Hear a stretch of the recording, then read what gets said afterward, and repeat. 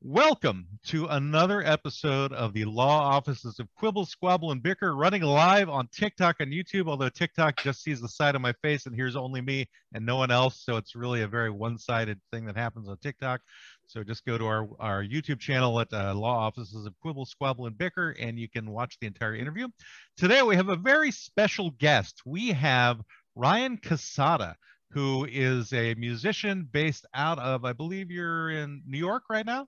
I'm in Los Angeles. You're now. in Los Angeles. So yeah. You're originally from New York. Yep. And he will be discussing his new album, which just came out a couple of months ago. Just released a brand new track last night, which is actually quite catchy. So you should all check that out. It's called Closer. You can find that on his website, which is ryancassata.com. And later on, he may or may not be helping us out with our client. Our client today is Rock and Roll Coochie Who, which is essentially going to be a discussion about music and fashion. Don't ask me where that title came from, other than just basic insanity.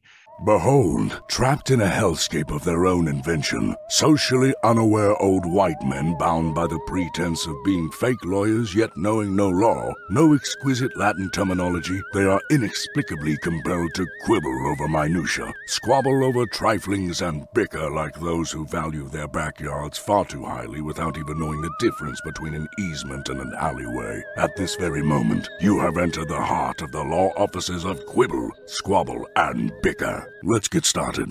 I want to welcome also Brendan and Greg, who are also part of the Law Offices of Quibble, Squabble, and Bicker, who essentially keep me in check.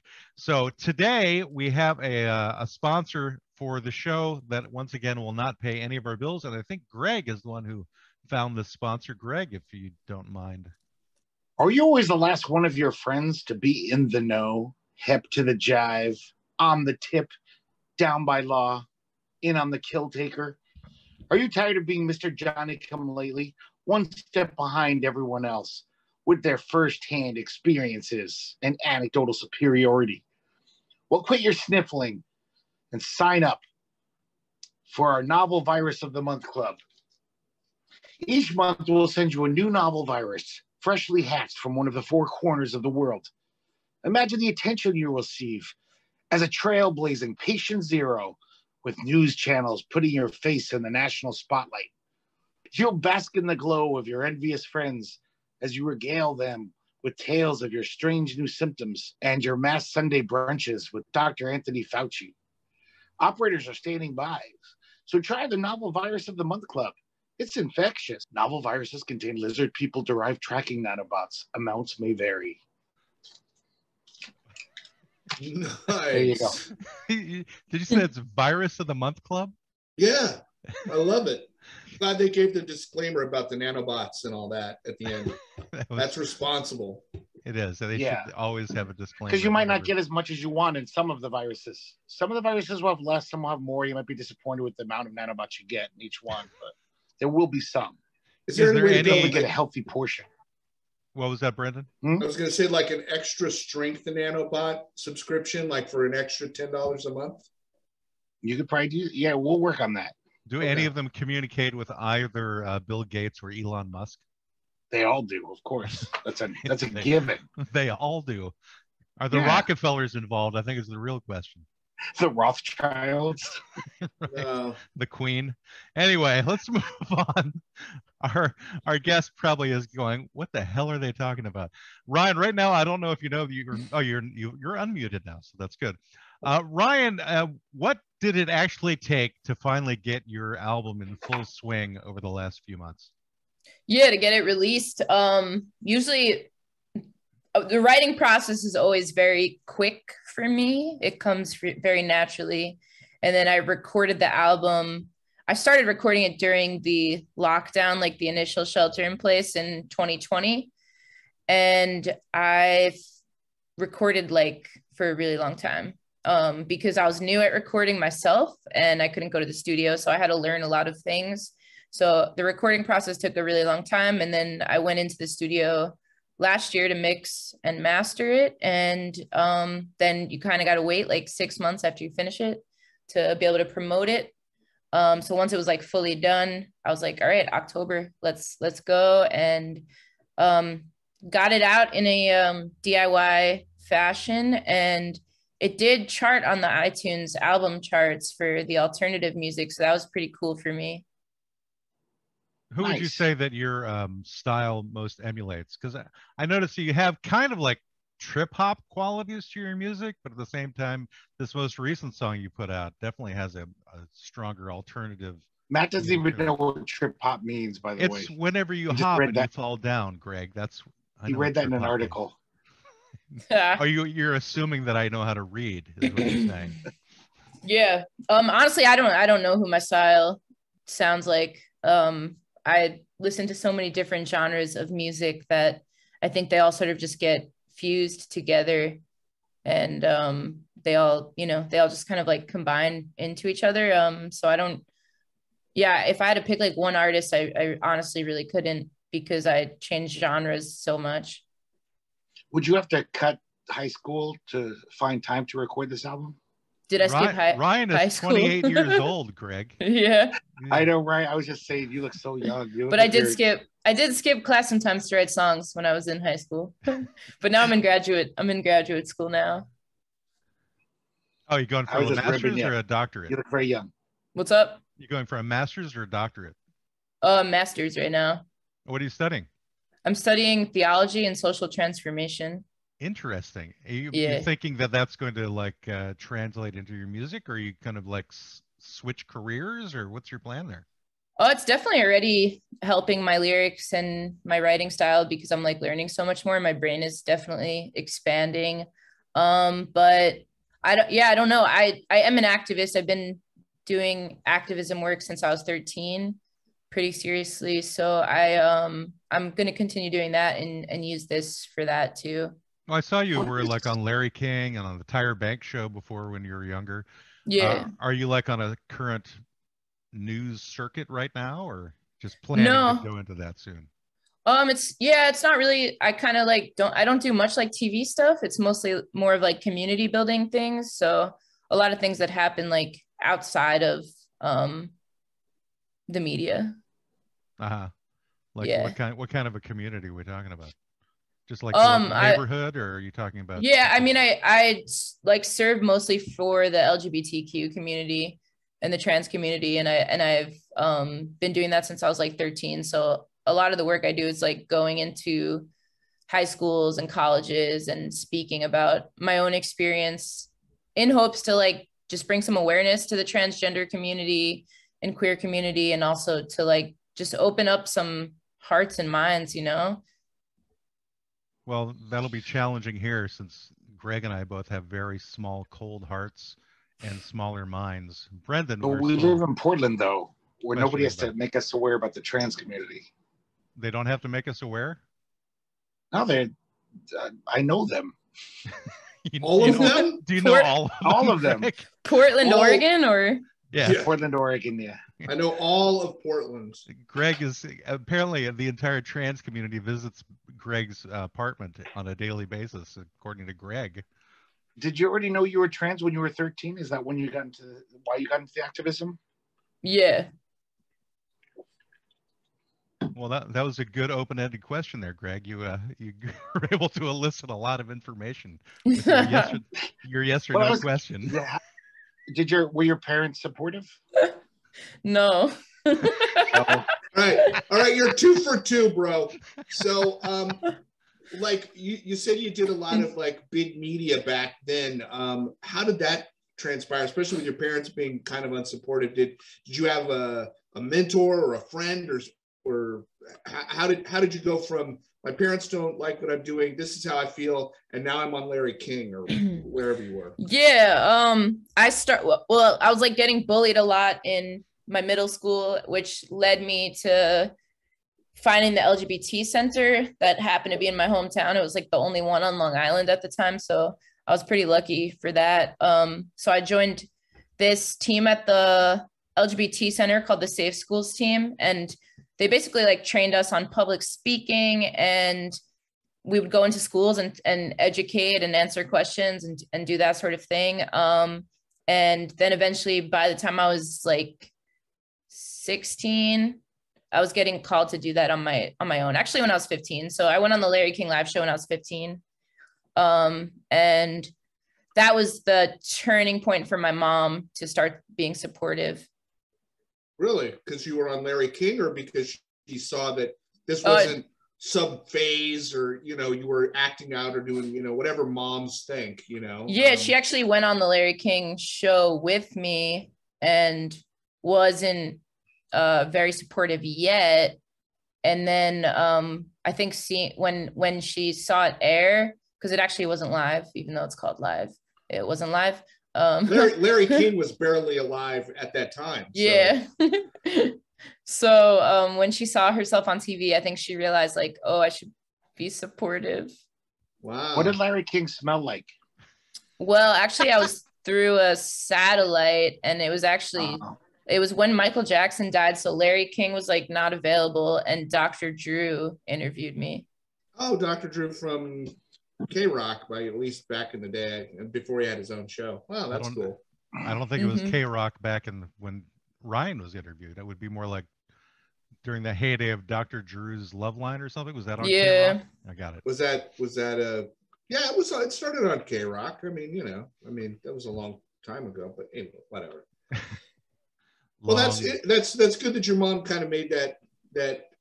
What about your dad? Was your dad part of this scene, or had they divorced previously, or did dad ever kind of? Yeah, my parents were divorced when I was like 5, but okay, so it was just mom. Yeah, it took my dad like another 3 years. Right. After that point, so yeah, now my whole family's supportive, so I'm lucky for that. That's great. That's fantastic. What was like the biggest objection from your family in terms of whenever you're coming out and talking about being trans? What was something that would cause them to not be supportive? I think honestly what made my family the most worried was how that was going to change my life, and that like just knowing that I would not be as safe in the world because I came out. So I think that was what my parents were like most worried about, was my safety. Yeah, that is one of the bigger problems with parents. I mean, to be honest with you, my youngest is trans and came out actually to me, I guess, back about 6 or 7 years ago. And it was a bit of a struggle for me at first, because I'm like, okay, this wasn't anything I was expecting. I didn't know that. I was like all prepared for any of my kids to be gay or something. And I'm like, the trans was still kind of a new concept, at least for me to wrap my head around. I was like, I always thought I had relatively socially liberal views about such things. And I realized that I had some preconceived notions about what trans was. I mean, having actually made fun of trans people in the past myself. And so I was like, well, okay, if you're still feeling this way by the time you're 18, I'll get on board. And so along the way, I was just kind of going, well, is this a phase type of thing? And so eventually I realized, well, it wasn't, because I realized also that there's no way for me to ever truly be able to understand what somebody is going through who's experiencing being trans. And so I was wondering for yourself, like, what was the turning point where you said to yourself, I am a boy? What made you finally like take that? Because with my kid, it just felt more comfortable saying that to himself, you know. So I was wondering if it was something similar with you. Yeah, I mean, I really I think it was something I just like always knew. And then when I met another trans person, I realized that I could transition, that was an option. Because back then it really wasn't in the media or anything, so it was really hard to find resources, or even, you know, it was hard to figure yourself out when you're not being represented on the media, on TV. So it was hard to place it until I met someone else, and I was like, oh, this is actually like a real thing. So for you, it became real in that sense. In other words, you were having those thoughts, but you didn't really know there was such a thing. In other words, yeah, like I didn't know there was a word. I didn't know any of that. Oh, that's fascinating. So, so at the time then, and pardon me for getting kind of personal on this. So at the time, what were the thoughts that you were having? What was the thing that you were thinking that wasn't able to be actually defined for you? I think I always just felt like my brothers. And then when I started to go through puberty and realize like, oh, things were different between us, that's kind of like how I realized. Because I always like dressed the same and we all played with the same toys. So, things weren't really very gendered in my house growing up. Mm-hmm. So in other words, everybody Did your there mom and played dad with buy dolls. you like Barbie dolls? Would they buy you like girly toys and be like, and you were just like, no, I don't care. Yeah, like me and my brothers would all play with Barbies. We would all play with Matchbox cars. We would all play Connects. We'd all play Legos. We'd all play baseball on the front lawn. Like there was nothing, my parents weren't ever like, oh, that's for girls, that's for boys. We just did whatever we wanted, like as far as toys goes. And you should know that Greg's nickname is Girly Toy. So well, that's his stage name. Let's not get into all that. But, I played with Barbies a little when I was a youngster in puberty, and then you got more into it in the last couple of years. No, I made Barbie and G.I. Joe like make out and do stuff, and it was strangely, it was very thrilling. It was, I didn't know why. I was confused. You did Barbie and G.I. Joe, not Ken. No, Ken. Fuck Ken. G.I. Joe. So so in terms of your music now, did you have a similar realization about you being a musician at an early age, or did that come a lot later? No, I started playing guitar when I was 6. So I always had like I've always been into music. I've always wanted to be a musician, play music. And when I was 6, I started playing guitar. So, I mean, my entire life that I can remember, I've been playing music. Wow. What kind of music did you first kind of gravitate to? Polka. Oh, all the music that I listened to was classic rock in the beginning, mostly because of how, like, my parents.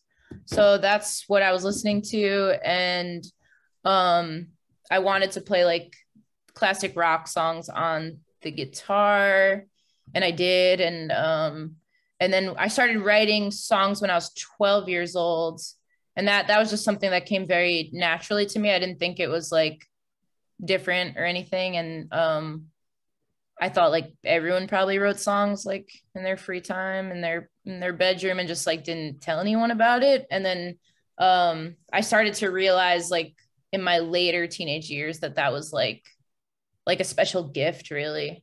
And I mean, I can't explain like how to write a song, and I don't know why I can or whatever. It's just like something you have or you don't have. Do you find that you write lyrics and songs first and then put the music to them, or does it more like you kind of get a tune in your head and then you kind of write lyrics to that tune? Usually it happens like at the same time for me. So I'll just like start playing guitar and I'll start having a melody, or sometimes I'll make a beat first and then go from there. So it depends. Yeah, it really just depends. By the way, everybody, we do have a number of people watching on TikTok right now, but they haven't translated over to the YouTube channel. So if you guys want to look on TikTok, you can see the people who are not able to hear you. I really love listening to Matt's monologue. I know, especially when I'm silent. That schizophrenic monologue. And they're just like staring at my gigantic nose from my phone as we have it going on TikTok. When did you decide that activism should be part of what you do? So you were a musician first or activist first? Well, I guess you're a musician first, obviously, but I mean in terms of in a more broad capacity, what actually drove you into the activist role? Was it because of the issues you're having with your parents? But I'm just curious how you wound up on Larry King Live and on Tyra Banks. What got you to that stage?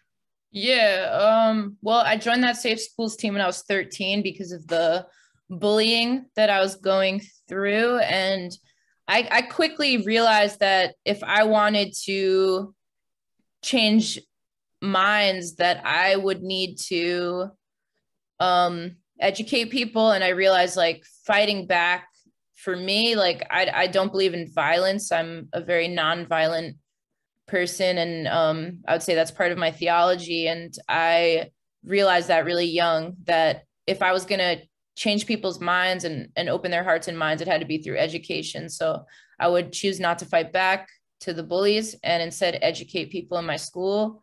And then that started to go into other schools. And I was speaking with the Safe Schools team, and I was naturally pretty good at telling my story from a young age, from when I was a teenager. And like I gave my first keynote speech when I was 13. And then at 15 is when I got called to be on Larry King. They called the LGBT Center looking for someone to be on, and that led to Tyra Banks as well. So did the bullying start like in elementary school? Was it that early? Yeah, I mean, I've been bullied my entire life.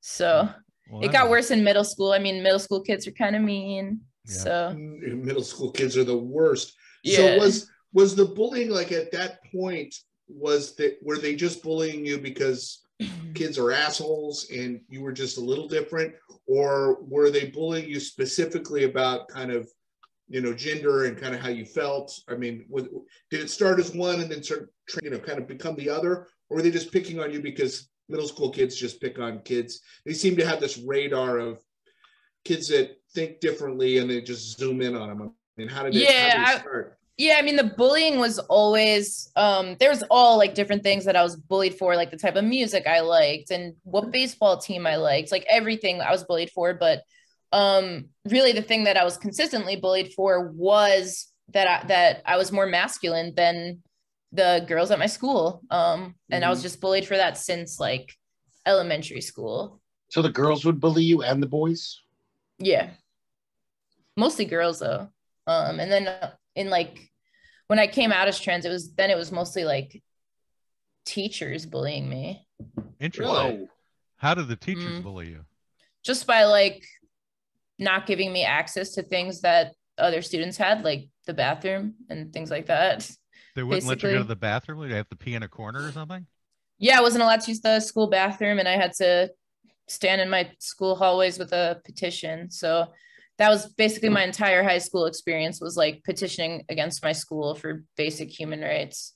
So I'm sorry to ask this question. So if you had to go to the bathroom, where did you go? Did you just like pee in a cup in the classroom? No, so luckily there's our school social worker was really good, and she would basically watch the hallway for me while I used the staff bathroom at the school, which was like gender neutral. So she would just like make sure no one else went in there, and so that we wouldn't like get in trouble. But yeah, she would I wasn't allowed to use the bathroom. I wasn't allowed to change for gym. It was just all these things like that I wasn't allowed to do.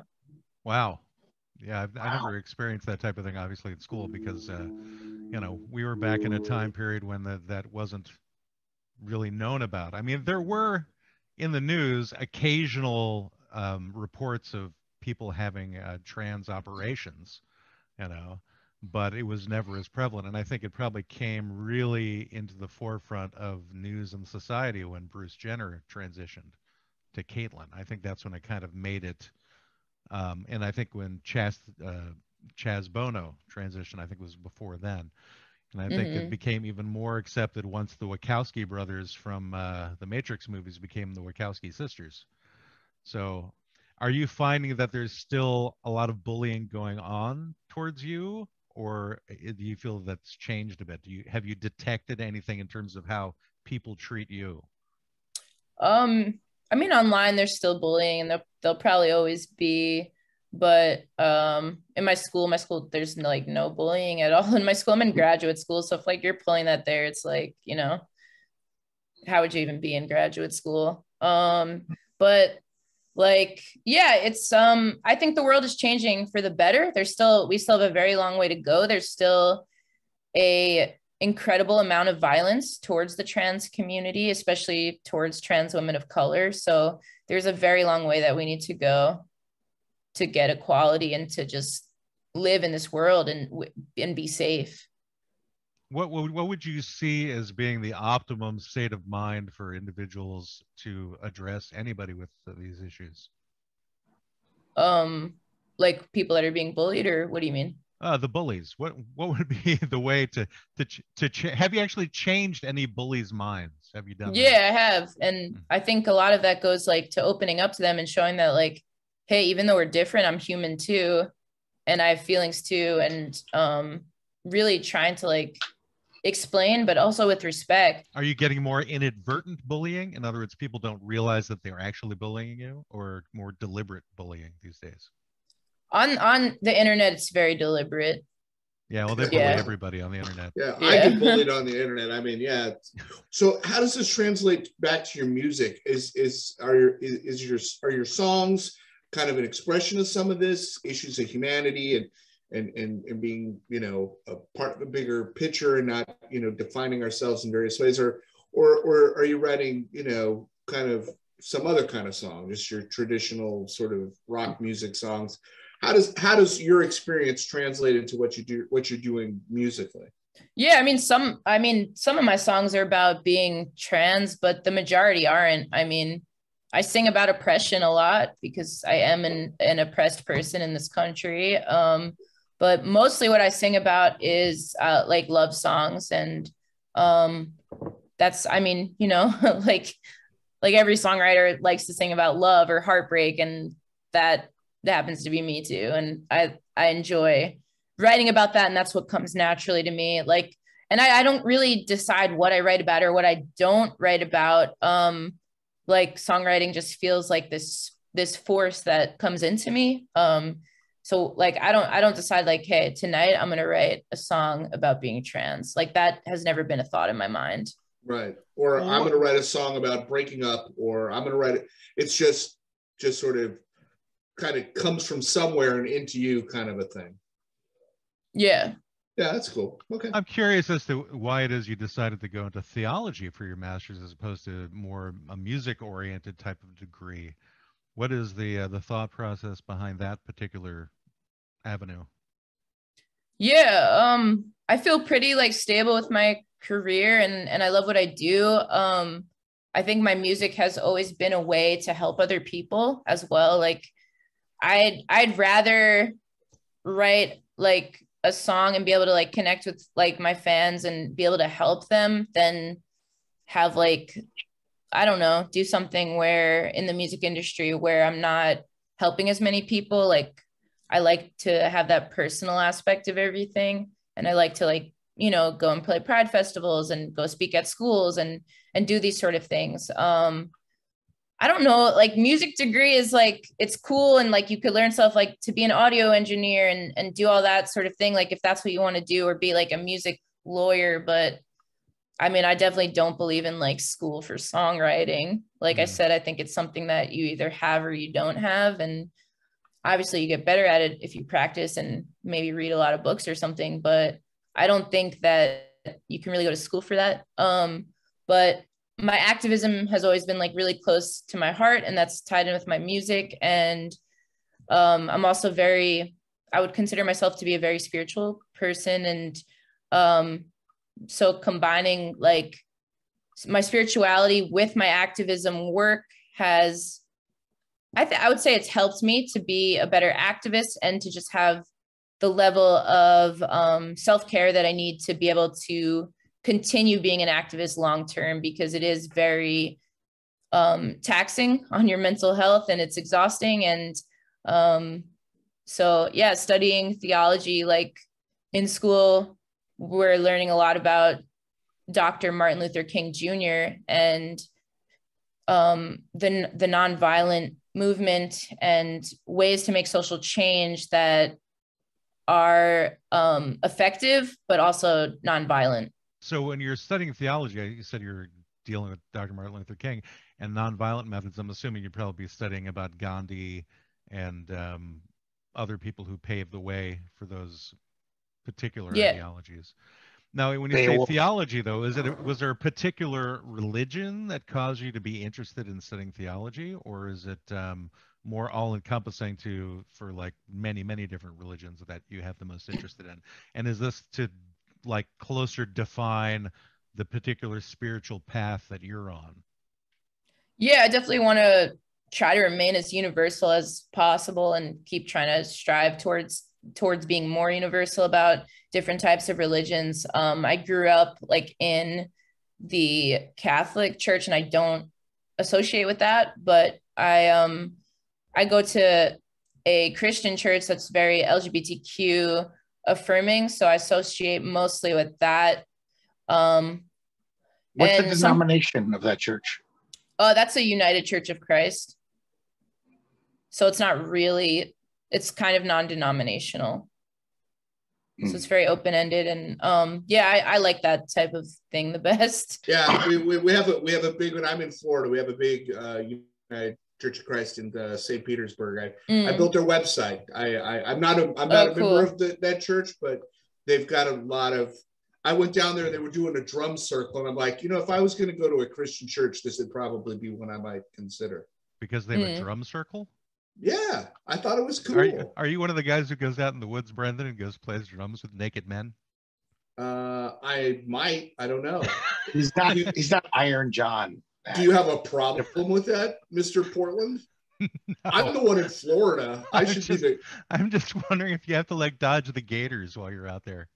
Oh, you definitely don't want to go near the water if you're naked drum circling. No, it's not part of the scene. So Ryan, do you perform music at your church? Is there a rock band? We don't have a band yet, but hopefully soon they will. Oh, it'd be like a worship team. Yeah. So there's no worship team at your church?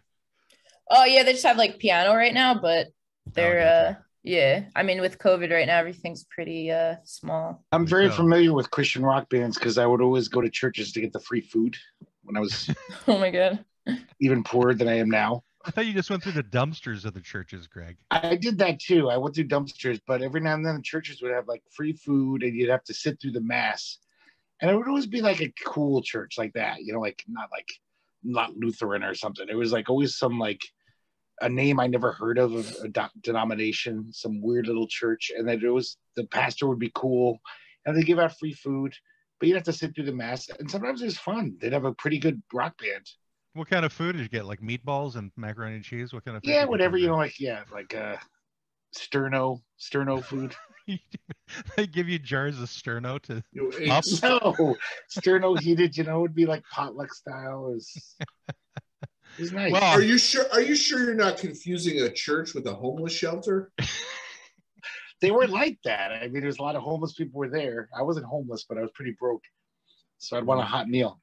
So you were taking food out of the mouths of actual homeless people, is what you're saying? No, it wasn't for homeless people. It was the pastors would say. I'd even sometimes bring food and join the potluck. I'd be like, I got some bananas or whatever.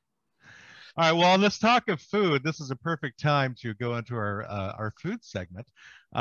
So I'm going to share the screen here for everyone if I can get things to work, because sometimes I can't figure things out, and we'll get Waspy Soda Pop rolling here. Food is for eating. Food is for eating. Food is for eating with Waspy Soda Pop. Hey there, everybody. This is Waspy Soda Pop. I've got a very simple, very easy recipe for you today. This is just a standard BLT sandwich.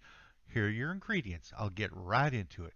You want to get 4 slices of bacon, whatever kind you like. You could get pork bacon, beef bacon, goat bacon, hippopotamus bacon. Again, whatever kind you like. I hear hippo is quite good.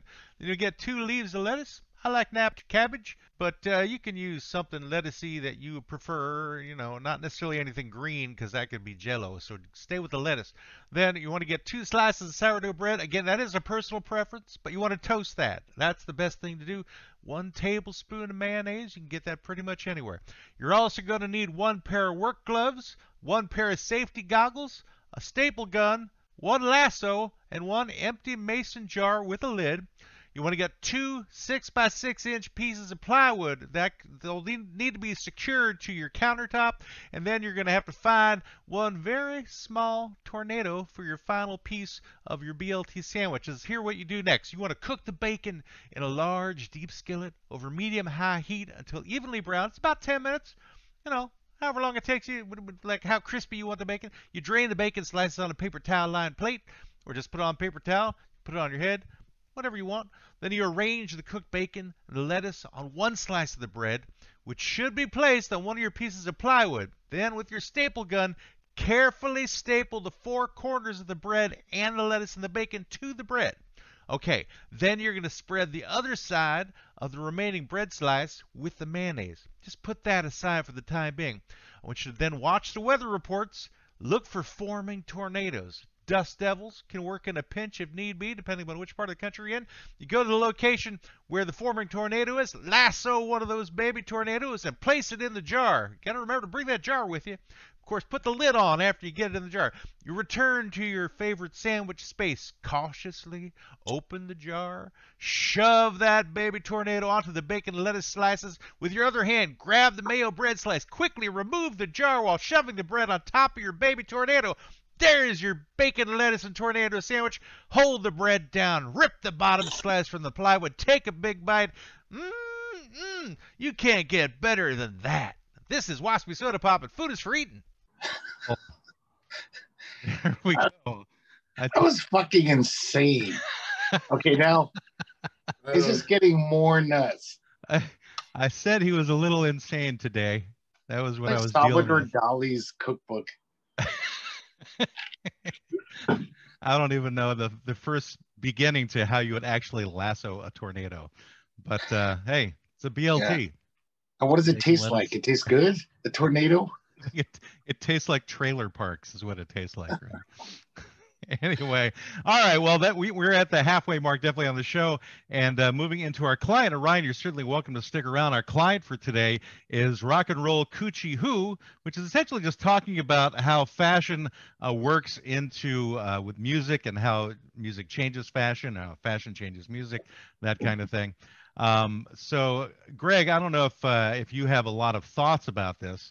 But would you say that fashion goes back to like the beginning of the origination of music, or what would you say? I guess there's always been fashion. People always dressed to the occasion, and there's always been music. But I don't know if they necessarily have such a pull on each other. Like music is, people like music that they like, and then sometimes there's a fashion associated with like new wave music. People would wear those weird little sunglasses and checkered shirts, but they still would have liked the music anyway. It's not weird like little sunglasses and checkered shirts. Remember those wraparound sunglasses? The Uniglass, like Devo. You know, I think what Greg is trying to say. Hold on a second. Ryan was just sending a message saying he was planning to go on YouTube. Ryan, before you go, sorry to interrupt you, Brendan. Ryan, if you could give your website information and where people can find you, that would be great. I'm very sorry that I didn't give you that opportunity. Oh, sure. Thank you. My name is Ryan Cassata. My website is ryancassata.com. So you can find me on social media under my name as well, on all of them. And yeah, thank you so much for having me on and for listening. Yeah, and for those of you who don't know how to spell Cassata, it's Cassata. I think I got that right. .com. And there's also a whole Wikipedia article about Ryan as well, if you want to dig a little more into him. Again, he just had an album, just a song released last night, and his album came out about 4 or 5 months ago. It's there's a lot of really good music on there, so check it out, everybody. And thank you once again, Ryan, for coming on. Appreciate it. Thank you. And bye, everyone. Thanks, Ryan. Yeah, I don't know if you saw, there was a comment on YouTube for you where someone said that you helped them come out. So obviously your activism is working well. Yeah, that's great to hear. Thank you so much. You're welcome.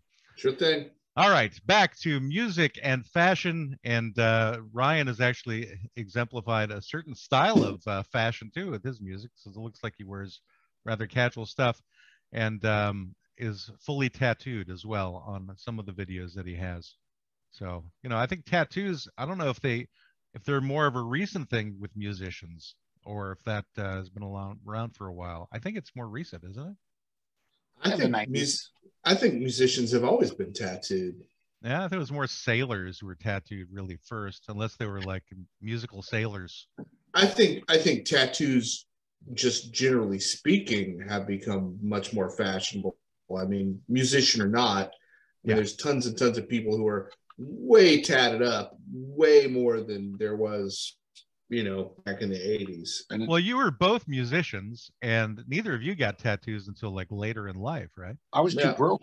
I couldn't afford a tattoo. I was too indecisive. I couldn't pick anything that I thought I could live with for the rest of my life. But I think rock and roll musicians are like sailors, and the only people who had tattoos before when we were kids is they didn't have to get a job. Tattoos were seen as like unseemly and like kind of like, oh, you got a tattoo, you're like a convict or, you know, some seedy guy. So rock and roll musicians have to give a shit about that. They had no job, real job. They don't have real jobs, rock and roll guys. When we were going to do this topic, one of the first visuals I had in my mind was of Mozart in his ruffled clothing of the time period.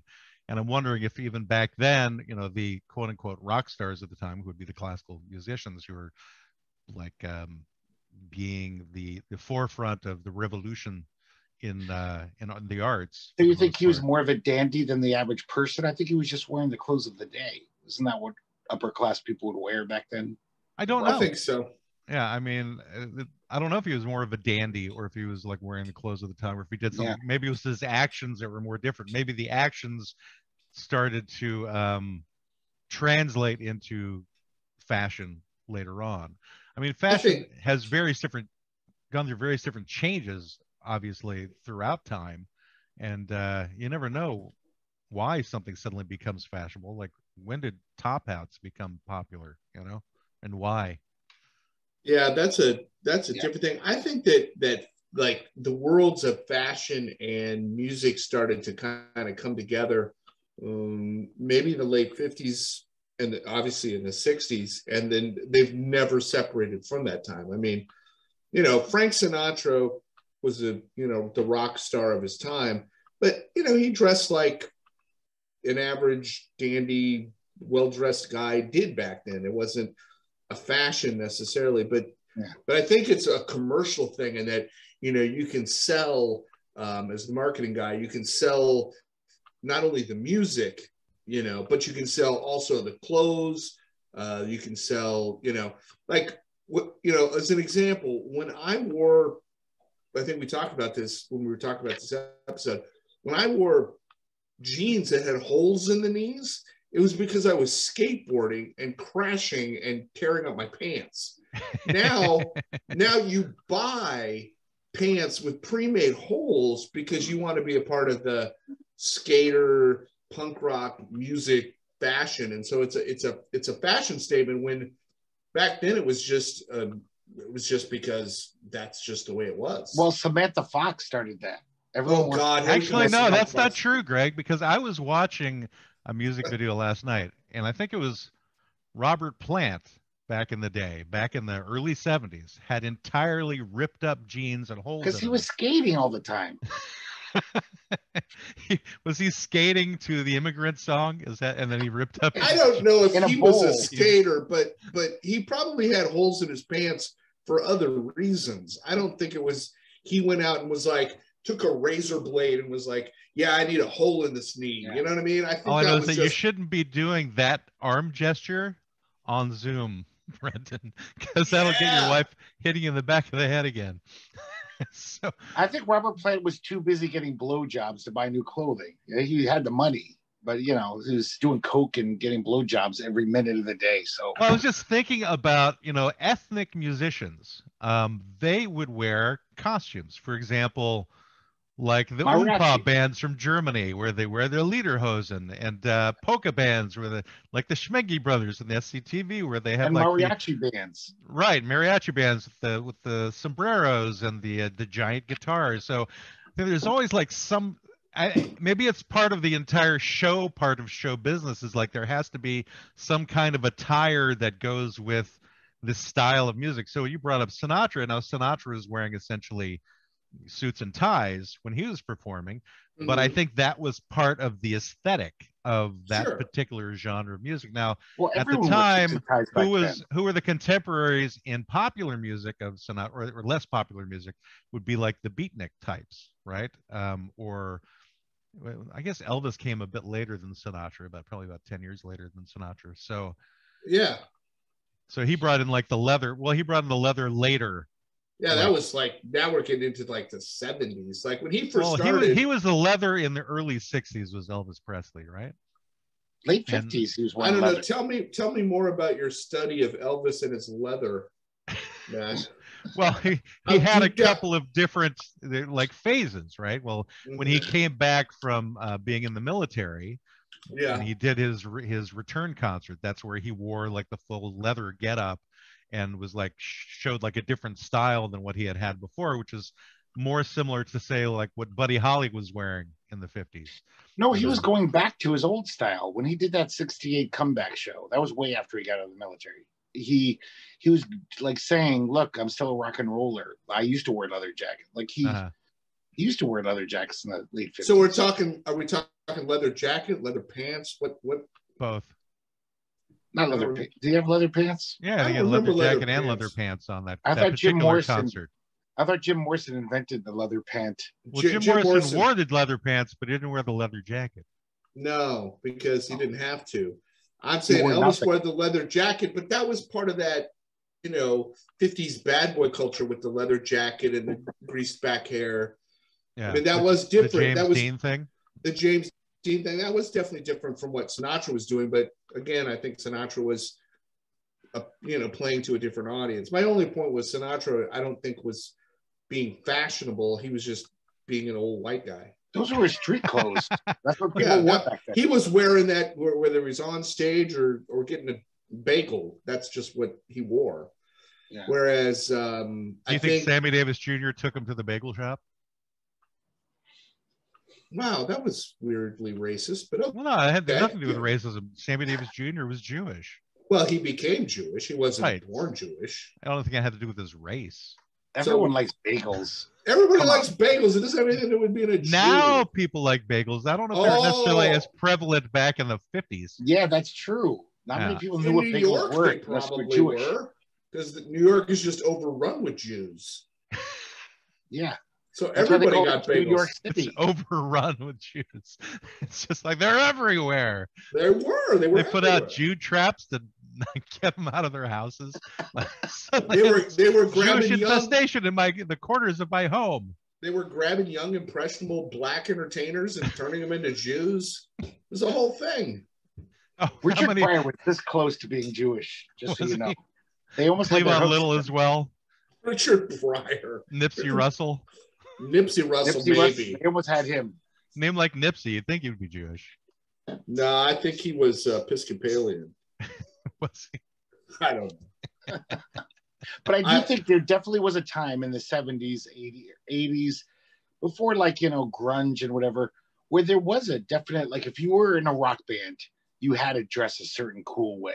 You couldn't go up there with your normal clothes. It was like, I'm going to wear whatever, like a flowery shirt or cool tight pants. It was definitely, that's why when I was a little boy, I thought I could never be a rock star. I was a really good guitarist when I was 10 years old, but I was like, I'm not cool enough. I don't look like that. I'm a fat, chubby guy who wears bad pants. But when you were in a band, what did you wear when you were on stage? What was your street clothes? Yeah, because it was punk. Punk had happened, and then it was just oh yeah, just wear your street clothes. It's silly to do all this whatever fooferah. But you wore a t-shirt and jeans.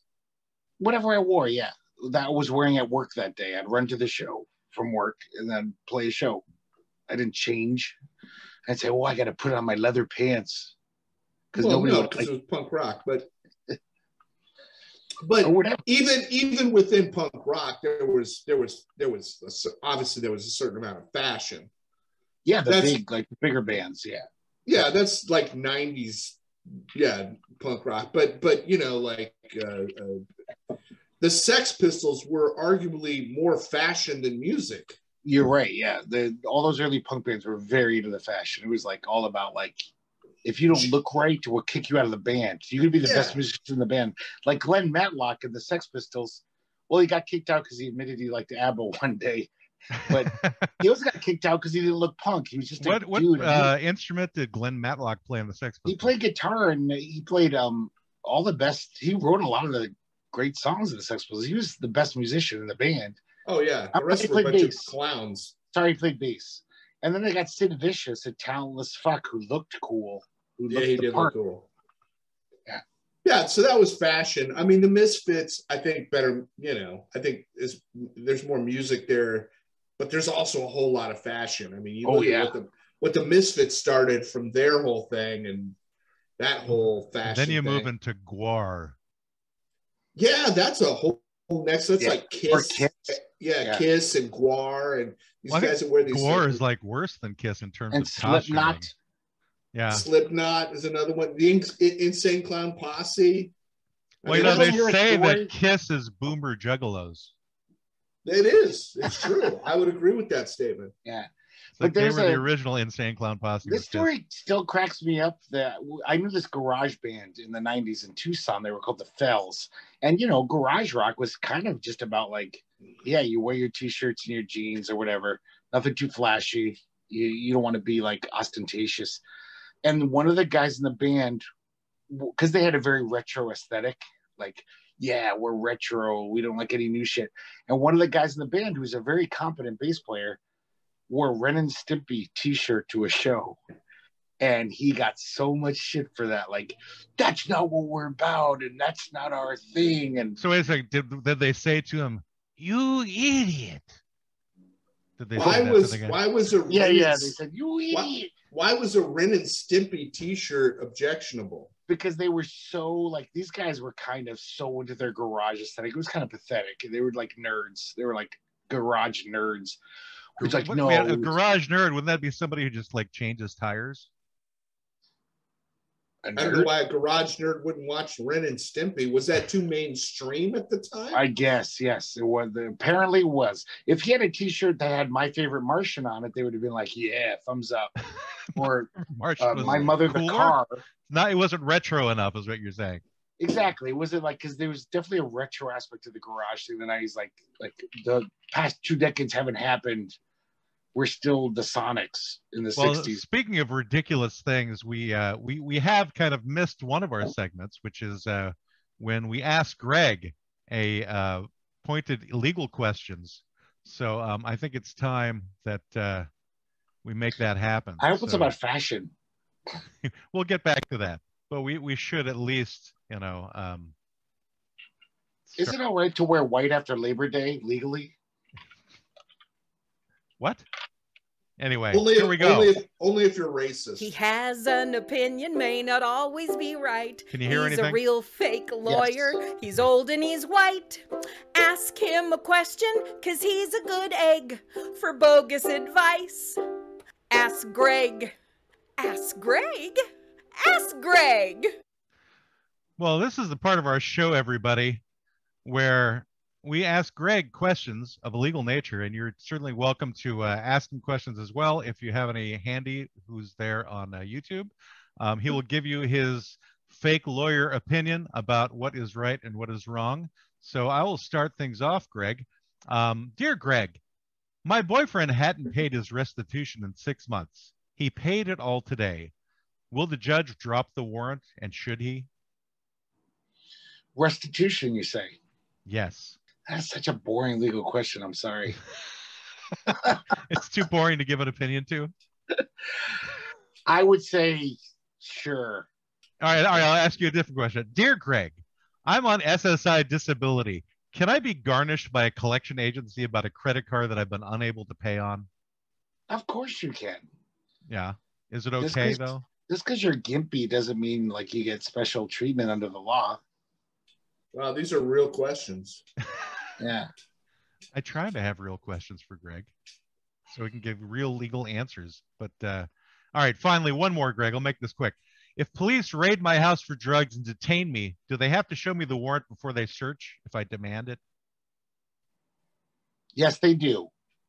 They do. But if they find any drugs and they decide to use them, they have to do it with you, share them with you. Hang out and smoke the pot with you. And they can't just take it for themselves. I think that's Oregon specific. Yeah. Greg, I don't know that translates to Utah. Yeah, the cops are not will raiding people for pot in Oregon, Greg. They used to, though. Okay. But let's say it's meth then. So you're saying that the cops, if they raid the house, that if they find meth, they have to share that with the meth. They don't raid in Oregon. They don't raid for meth, any drug. We passed the law. Well, if the point what Greg was making was if the cops are going to do the drug, they are required to share. Oh. Yeah. If they just take it in, fine. But if they're going to smoke the weed or the crack or the meth, then they have to share with the owner of the house. No, that's ipso facto drug tacto. Hocus pocus. Habeas corpus. That's just common courtesy. That's what it is. Well, that's just not being an asshole. It's for common sure. courtesy. Okay. Send this guy to jail. At least smoke him out on the way to the jail. All right. So everybody out there, if you have legal questions for Greg, I don't know, Brenda, do you happen to have one handy for Greg? So, dear Greg, Mhm. I lassoed my alligator to a parking meter while I bought my scratchy tickets and my cigarellos. Am I required by law to pay for the ticket that they stapled to my gator's head? Well, there's actually a precedent to this. It was Mr. Ed versus the state of California, where Mr. Ed's trainer tied him up to a palm tree, and the same thing happened. He unfortunately did have to pay for it because Mr. Ed's rich. So Mr. Ed is rich, the horse. He was the richest horse in Hollywood. Yeah, he made more money than you'll ever see. He had a TV show, Matt. Where did he put his money? What, in the horse bank? No, come on, let's not sugarcoat it. The horse bank. He blew all of his money in dive bars in Tijuana. Getting done the nasty is the only place a horse can go. Mr. Ed went to donkey shows. Is that what you're saying? Yeah, that's what I'm saying. Horse shows, yeah. And the big thing was people always go because at the end when he came, it always say Wilbur. Is that what he would say? That was the big finish, the money shot. Well, that's fantastic news. But yeah, I mean, an alligator is just like an automobile, a vehicle. I mean, it's taking up space. Wait, a crocodile is just like an automobile? An alligator, I meant to say. Have you ridden many alligators, Greg? No, in the eyes of the law, as far as parking law, traffic law. I thought maybe you had like a history of riding alligators. You can ride them. There used to be some places in Florida about an hour and a half, maybe 2 hours north of me, where kids could ride alligators.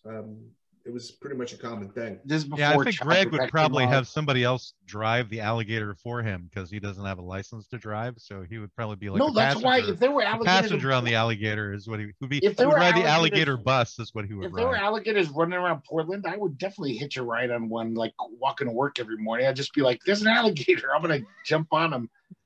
So the alligator is heading to your place of work? Yeah. On Makenhead. Despite the apex nature of the alligator, there is definitely a Porky Pig, height and weight requirement to ride the alligator. None of us would qualify. The alligator would just fucking sit down and go, fuck you. Yeah. You got to be a smaller child. That's what I'm saying. So this was really a legal thing. To ride an alligator. They let children ride alligators. Yeah. For real? Yeah. The alligators never turned around and took a bite. They kept them well fed. Apparently, if you feed your alligators well, they tend not to turn on their owners. That's good. One should take care of one's alligator if you don't want to turn a bite. All right, well, let's get back to our client. Thank you, Greg, once again for your stunning legal advice for the acumen to the law offices of Quibble, Squabble, and Bicker. So back to our client, which was Rock and Roll Coochie, who I don't know who the hell came up with that title. Anyway, you did. Oh, right. Yeah. But you guys wanted that one. That was like my throwaway one, which just sounded kind of funny. Well, that's why we chose it. Yeah. Coochie who? Coochie. I like it. It rolls off the tongue. So that makes me think about the Plasmatics, actually. Punk remember rock. Right. So the Plasmatics were a punk band back in the 80s, everybody. And the lead singer was a woman who would wear electrical tape over her nipples. Wendy O. Williams. And had a mohawk. Yeah, didn't she later wind up having like a talk show that's popular now? I think she's dead. Oh, is she? Okay. Yeah, she died. There's some Wendy she Williams passed. that has a talk show right now. No, that's an African American woman, and yeah, it's a totally different deal. So she doesn't run her show with electrical tape over her nipples then? No, that would be cool, but no. That would That'd be actually very be a talk special show that I episode. would probably watch, I would think. So that I Wow, could she died in 1998. I thought it was much more recent than that. She's been dead for a while. Yeah. Well, she She lived was kind of a rough existence, if from what I remember correctly. She was kind of like the female Sid Vicious to an extent, but she survived much longer, obviously. I don't know if she was a drug addict though. I don't think. I think she died of she was like rock climbing or something. She was like very athletic and kind of like an Amazon woman. I don't think she was a drug addict. I think she was pretty clean. Oh. She first attempted suicide. She then attempted suicide, and then she died of a self-inflicted gun wound. Okay. So that's like rock climbing. It's very much like rock climbing. Very much. It's like rock and roll climbing that, if you reach the pinnacle, you got to shoot yourself in the head. Okay, that was off the top of my head. I don't know how she died, but I knew it wasn't drug overdose like most rock stars. Anytime it says Williams died of a self-inflicted gunshot wound on April 6, 1998, when she was 48. Svensson, her partner for more than 20 years, returned home in the area where they had been living. He found a package she left for him that contained some noodles that he liked, a packet of seeds for growing garden greens, and some oriental massage balm. So she was very thoughtful. Yeah, she gave him some fucking ramen, some noodles. Yeah, For the man she left behind. So we could move on. She left him that and a pool of blood to clean up. So it was a combination of things, it seems like. Yeah, that was a whole hot mess. Yeah. Brains splattered all over the place. Yeah, it wasn't rock climbing, Greg. She killed herself. A lot of those rock stars go for not just the drug overdoses, Greg, but they go for like the blood splatterings as well of their heads in different places, which, is always a strange thing for me to hear about. And it's always sad. Courtney Love had him killed. Just saying. Yeah, well, I wasn't necessarily thinking specifically of Kurt Cobain, but there's a few others. He's the most recent famous one that blew his brains out. Didn't Chris Cornell shoot himself? No, he hung himself. He hung himself. Oh, okay. So, was that sex thing? What about Chester Bennington from Linkin Park? Was he hanging as well? Linkin Park, I have no idea. And I don't care. Well, I don't really care. Either. The guy had a really good voice. It was an he was killed. He was killed by Fred Durst from Limp Bizkit. He just went in and just murdered him because he did it for the nookie. I don't know. Fred Durst. So it was actually Fred Durst who took out Chester Bennington. Yes, but it was for the nookie specifically. They were battling for the worst band of all time, and Fred was not going to let Linkin Park. I gotta give Linkin Park a lot more credit than Limp Bizkit in terms for music purposes. They had a lot of better songs than Durst ever did. So I give them much more credit for that. But he had a lot more fashion, in my opinion. Well, the interesting thing about Fred Durst's band is I always got a kick out of his guitarist who wore those black contact lenses.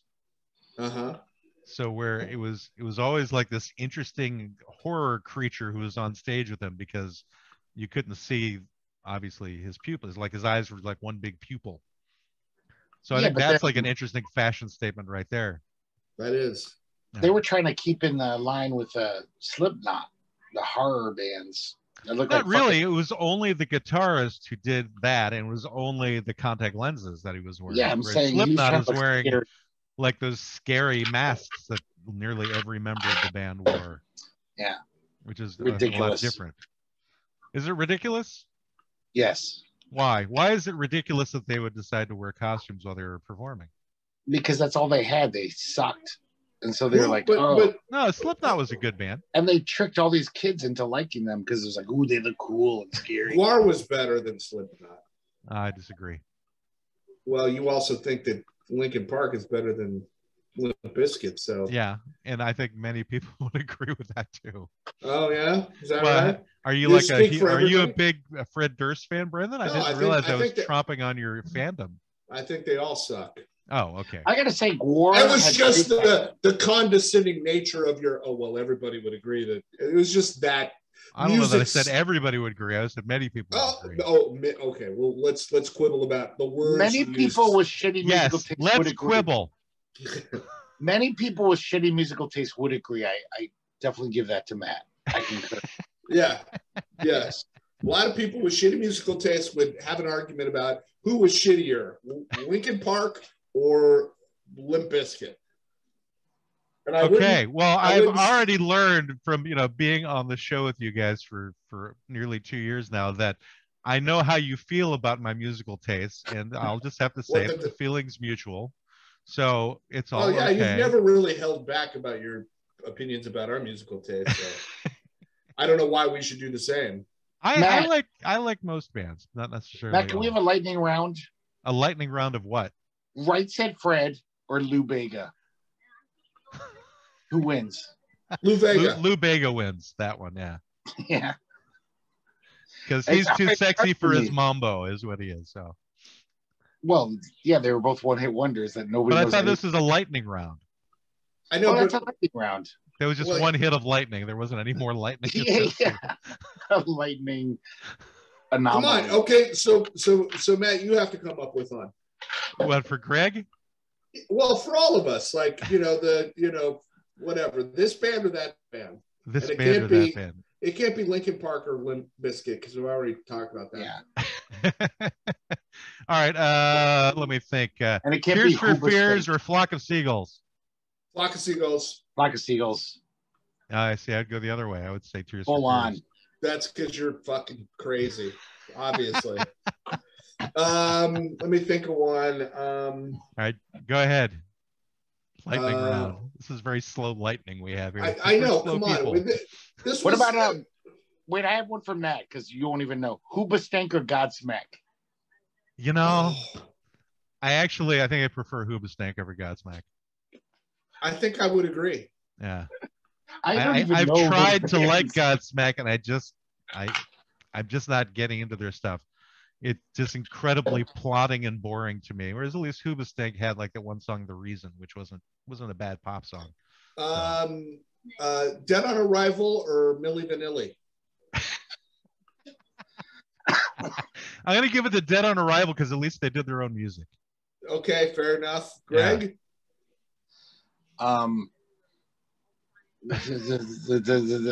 Juice Newton or Nicolette Larson? Well, Juice Newton, I think she had more hits and her name was more interesting. I just don't know the other one, so I'm going with Juice Newton. I actually can't remember. Nicolette Larson had a one-hit wonder. What was she? Fuck. I don't know. It doesn't even ring a. She had a any big sort hit of in the 70s. bell. We'll just Firefall or Starland vocal band. Oh, Firefall. now I'm out. I don't know. Oh, Firefall. No, Welcome opinion. to- Welcome back to the lightning round of crap bands from the 70s. Leo Sayer. Leo Sayer, or I can't even think of someone that ridiculous. Air Supply. Leo Yeah. Sayer definitely beats out Air Supply. I would go with Everyone Leo Sayer beats it. over Air Supply. Okay, let's go crazy here though. Hoobastank versus Air Supply. Air Supply. Well, gosh, I don't know. I would say that I would prefer to listen to Hoobastank over Air Supply, but Air Supply had more hits than Hoobastank, so there's that. So. Well, we're talking personal preferences, I think. Oh, okay. Yeah. All right. Well then. We're not Casey Kasem. It's got a good beat. All right, Greg. Deep Blue Something or the Fabulous Thunderbirds? Deep Blue something? I don't know who they are. They're a I go with Deep Blue Something. They did the song Breakfast at Tiffany's. Oh. Yeah. That's not, I think of all the shitty songs in the past 25 years, that's not the worst. No, I don't know what the worst would be, but that was just one that I happened to pick. That's There's a lot of bad songs in the past 25 years because I'm an old man and I don't like music now. Apparently. Okay, so we drove our client away. I think we need to work on that one. I think that could be fun, but we can't do it off the top of our heads. But maybe we should do a lightning round of wait, guys. I have something. a really challenging Movies, shitty movie versus shitty movie. Which one do you pick? Or actors or musicians or I don't know. I think it'd be fun. Wait, I got a really challenging one. Public Enemy, NWA. Oh, Public NWA. Enemy. Public Enemy is so much better than NWA. There's a lot of people love NWA though. That's why I asked. I mean, I love NWA, but Public Enemy actually was saying something about something as opposed to just, fuck it, suck it, shit in a bucket. I'm from South Central, motherfucker. That was their biggest song, wasn't it? Fuck it, suck it, shit in a bucket. Pretty much. I mean, I love NWA, don't get me wrong, but you can't even compare NWA to Public Enemy in terms of lyrics and what they're saying in the message. Okay, here's one that's divisive. Tupac or Notorious B.I.G.? Oh, B.I.G., 100%, East Coast. I don't know either. You don't know either, Greg. All right, I got this one, Greg. Dr. Dre or Snoop Dogg? Snoop Dogg. Yeah. Do either of you two actually have an opinion on these? I don't really know any of this shit.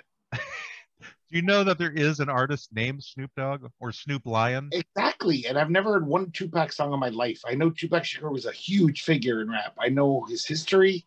But Notorious B.I.G.? Come on. I don't know one song by him either. I do know Public Enemy. That's one of the few rap bands I do enjoy. Well, that's because we're going back. KRS-One or Curtis Blow? Ooh, that's hard. I'm going to go with Curtis Blow. KRS-One all day. I think KRS-One is cool, but Curtis Blow is more original. Like he's more old school. Well, they were both old school. KRS-One is definitely not as old school as Curtis Blow. They were contemporaries. Okay. Yeah. I mean, KRS-One may have come out a couple of years after Curtis Blow, but not that much more. It just wasn't Curtis Blow like one of the earliest rap guys? Like, yeah, Curtis Blow goes way back. I just don't think a KRS-One is going that far back, but I could be wrong. Yeah, like Run DMC era, just coming out. Curtis Blow, Curtis Blow was around. Grandmaster Flash. Yeah. Well, that's even before that shit. Well, yeah, that's like way back. And that was sui generous. Why Matt, are you looking at something like you're really just rolling with the hits on rap music right now? I am not completely unaware of different genres of music. So I can do like these trip things. hop. Apparently, Matt's an expert on trip hop. Trip hop. What's the best trip hop band? I want to do a deep dive after the show on that. I think Thievery Corporation might be one to look into, but they're more of like a dubstep, though, I guess, than trip hop. I can't stand dubstep. Okay. Dubstep. I don't even know what that is. It's too repetitive. It's when you have George Bush around and he takes small steps to going places. Oh, that's a heavy dad joke right there. You just gave me a migraine. Well, that and the fact that we've gone 15 minutes over. So I want to thank very much Ryan Cassata for coming on our show today. Strangely enough, he was totally willing and interested in talking to us. As you know, and you should all check out his stuff. It's actually got some pretty good songs.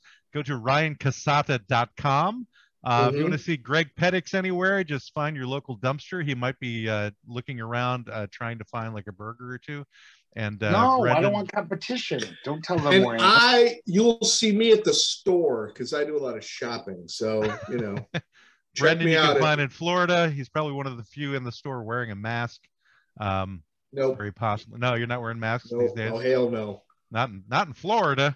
I'm not wearing a mask. He's the few in the store who doesn't have an alligator tied up to the. I don't have an alligator, and I'm not wearing my house slippers. He's one of the few not masturbating in front of the 7-Eleven down there in Florida. I'm not that guy or girl either. Yes. So that's how you can find Brendan as well. But we are on various different social medias. If you want to check us out, our website is www.qsblaw.org. We do have merchandise if you want to buy shirts or glasses, or if Brendan has come up with the Disco Jihad shirt yet or not. It may be there one of these days. Just so everybody knows, in June, we'll be having our 2-year anniversary. We'll be doing another Quibbly Award show. So keep an eye out for that. All right. Well, this has been, once again, the Law Offices of Quibble, Squabble, and Bicker. Now we end this show. Your consultation with the law offices of Quibble, Squabble, and Bicker has ended. You may pay your retainer at www.qsblaw.org. Please exit to the right of the water cooler and grab a candy from the front desk. We hope to see you again soon, but you need to leave now. I said leave. Why don't they ever listen? Get out! Get out!